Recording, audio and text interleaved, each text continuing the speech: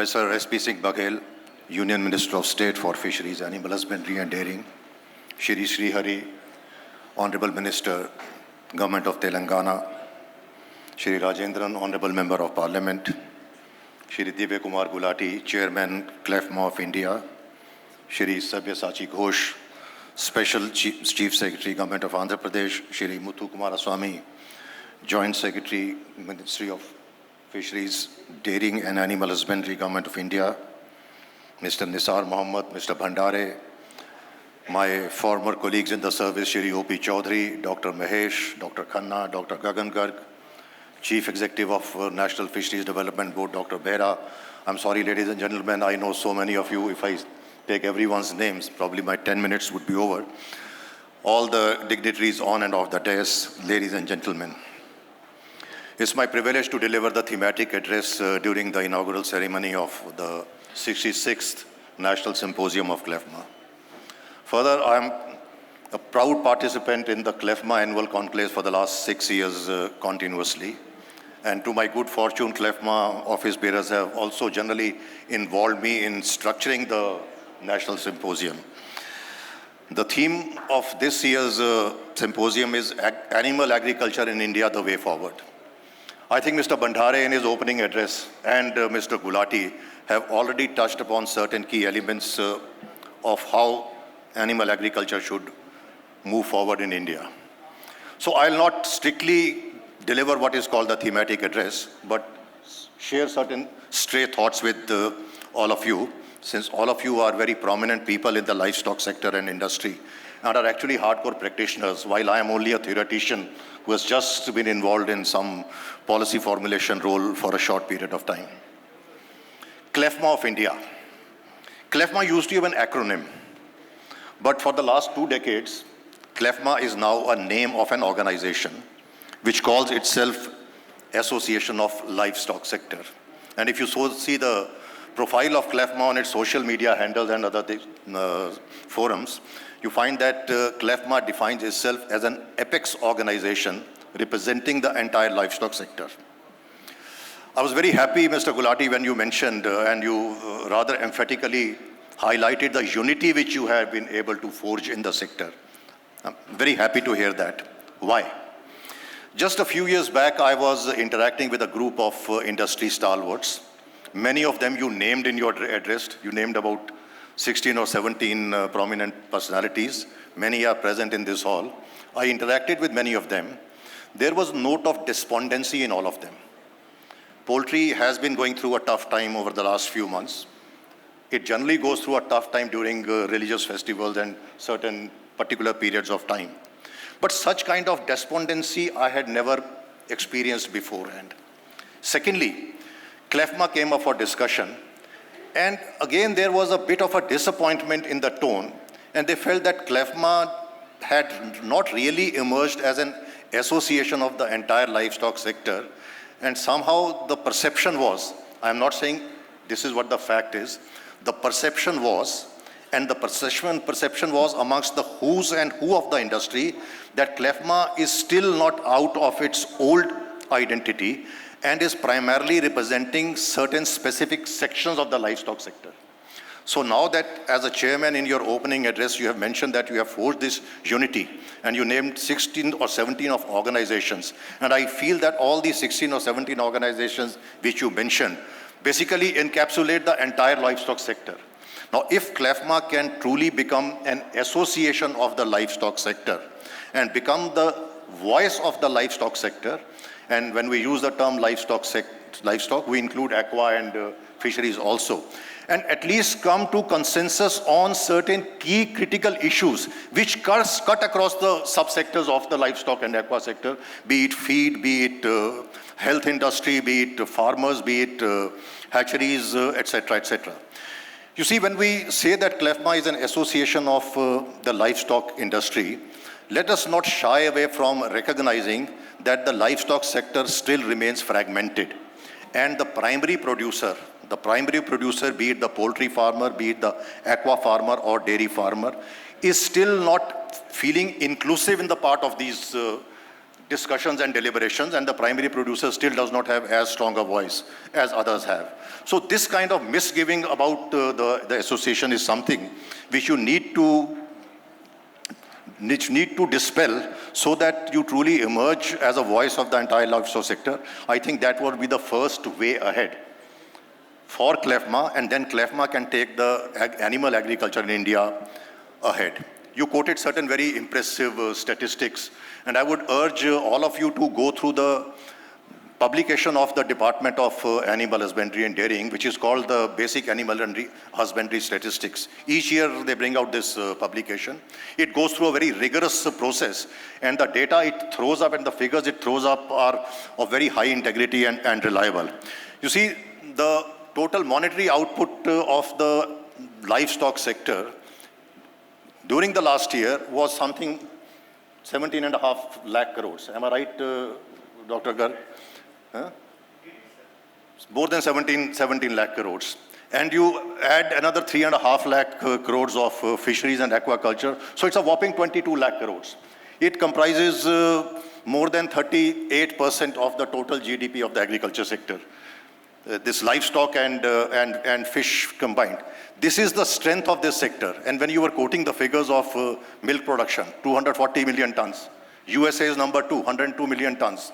All 27 countries of European Union put together 142 million tons or 140 million tons. So look at how dominant we are. Against this background, it is very hard to imagine that we are still being very despondent and saying that there are very critical problems.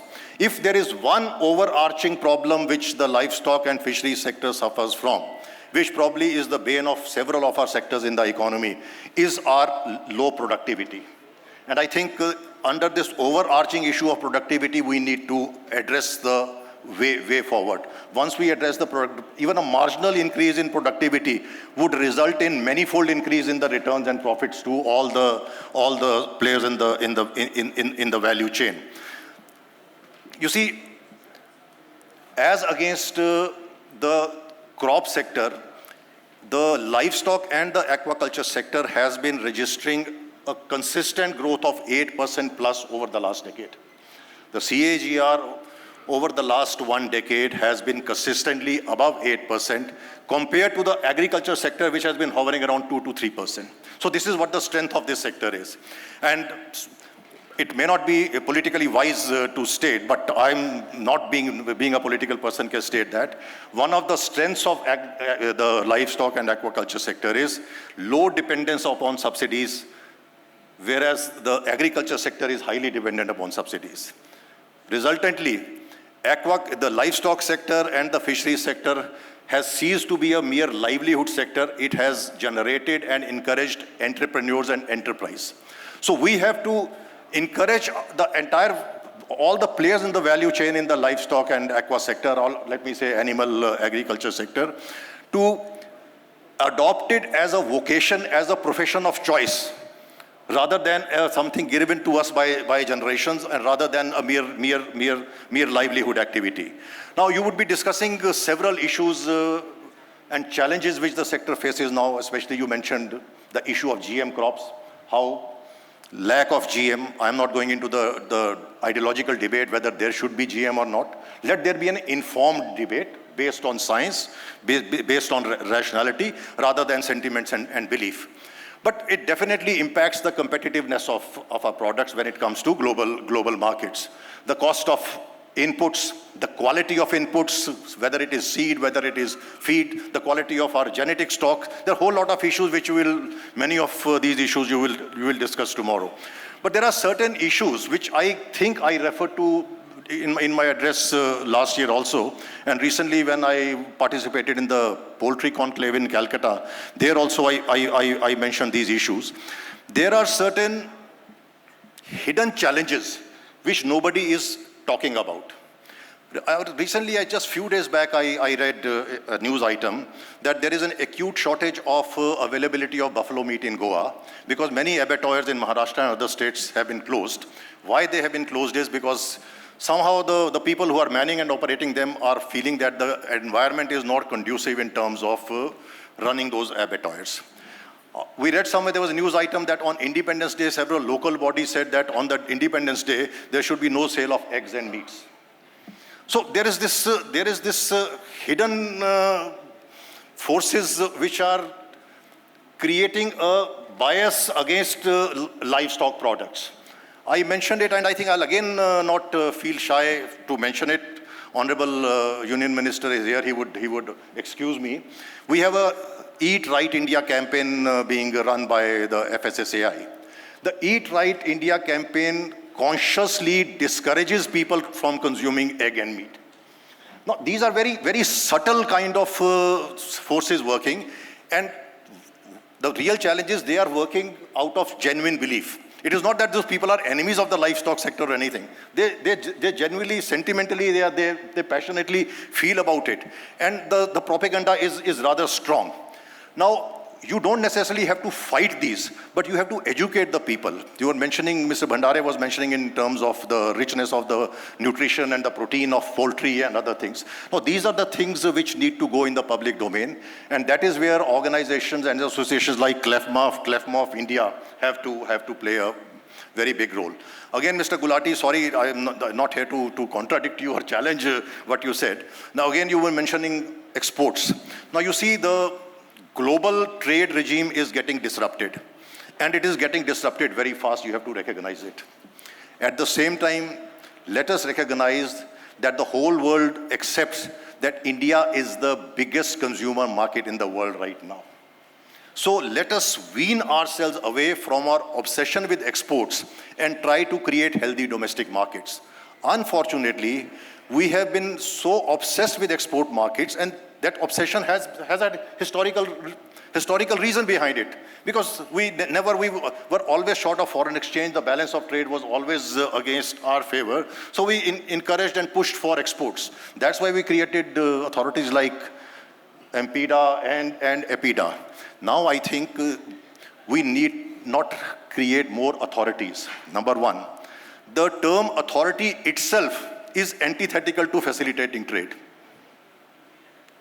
You don't need an authority. You need a body which encourages you, which promotes and which facilitates. I think today we do not need MPDA or EPIDA. We need MPDA and EPIDA to reinvent themselves into actually becoming a trade and marketing facilitation bodies rather than authorities trying to regulate exports outside. You see, now shrimp industry, we were the biggest shrimp exporter to the United States.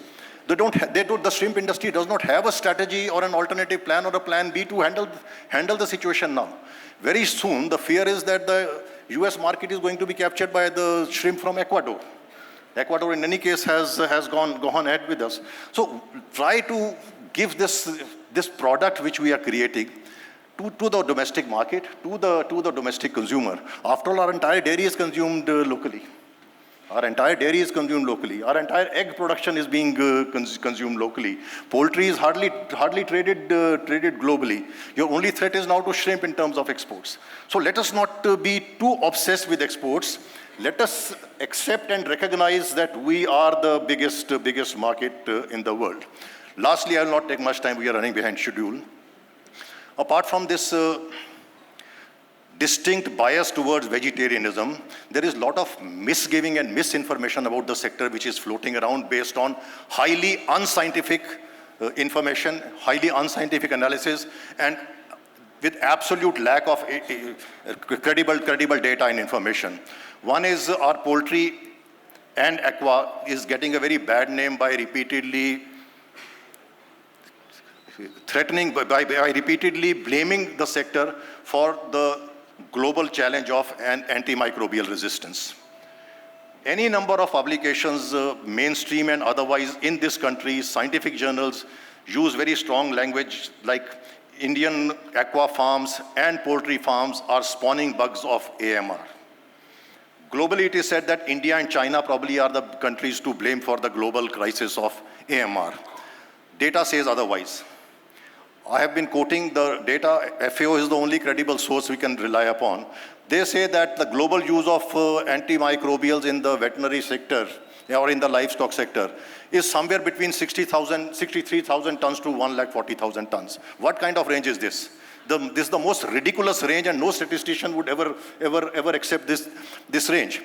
Our own industry, INFA, had done studies. They have done studies over 2 years, and they have come up with a figure that the industry figures that 900 odd tons is what is being consumed by the animal health industry or the animal agriculture in terms of antimicrobials. Or not all the antimicrobials would be unwanted. After, antimicrobials are essential in terms of protecting the health of living beings. The global use of antibiotics by the livestock sector in India would be close to 1% or less than 1%. Scientifically established figure says that 80% of the use of antibiotics in the veterinary sector is in the cattle, and primarily in the cattle which are reared for beef. We don't have beef industry in this country. The combined use of antibiotics in aqua and poultry is close to 10% only 10% globally. So how can we just accept the blame upon ourselves, and our scientists also start accepting this data? Second is greenhouse gas emissions.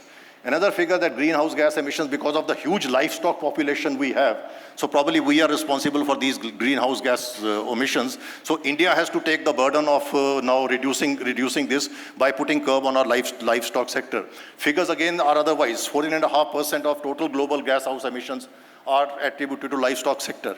And even this 14.5% figures includes the emissions from transportation of livestock products to the consumer end. So it is an artificially highlighted figure. I'm not here to challenge these figures or otherwise. All I'm saying is industry collectively, now that all of you are on one forum, on one page, used to collectively educate the public, educate the consumer, let them make their own choice. If a consumer does not want to consume a livestock product, it's his choice, we must respect it. But we must ensure that the choice should be an informed choice based upon reliable and credible data and information. These are the few points I wanted to highlight. I would just close my initial address. I'll again be participating with you tomorrow by stating that one again overarching issue which we need to address is the productivity of the sector. And productivity will be increased if as policy makers, we have two very senior officers also, we have the Honorable Minister also. When we frame policies, when we discuss various schemes and strategies for this sector, we start with saying, you also said it, I also said it, Mr. Bhandare also said it, we produced 240 million tons of milk. Let us say we produce milk worth this much value. One cattle or one buffalo of the farmer gives him this much money. Therefore, it makes good economic sense to adopt dairy farming. Mere absolute numbers would probably not be the right strategy. So in future, when we talk in terms of policy and strategy, rather than talking quantity, we should talk in terms of the value of our livestock produce and value to all the players across the value chain. Thank you, ladies and gentlemen. All the best for this.